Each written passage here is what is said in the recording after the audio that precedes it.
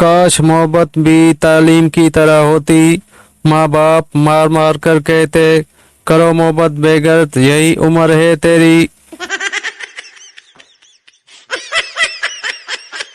जब कोई शादीशुदा आदमी कहता है सोच कर बताऊंगा, तो उसका मतलब होता है बीवी से पूछ कर बताऊंगा।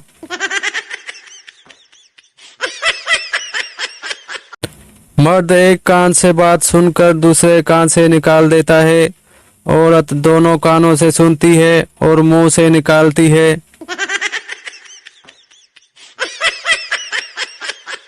बीवी, ओ जी सुनते हो, ऊपर से वो बैग उतार देना, मेरा हाथ छोटा पड़ रहा है। शोहर, तो जबान से ट्राई कर लो।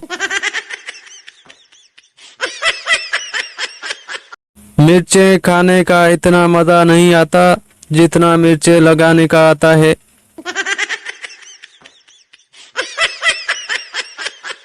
औरतों को खुश करना बहुत मुश्किल काम है। मर्दों का क्या है, वो तो औरत को देखते ही खुश हो जाते हैं।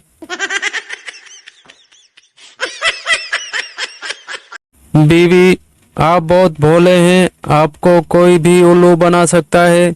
शोहर, हाँ पता है, शुरुआत तुम्हारे अब्बा ने ही की थी।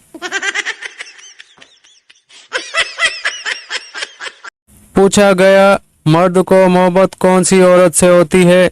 जवाब मिला, जो उसके सामने होती है। आजकल के बच्चों को क्या पता मेहनत क्या होती है।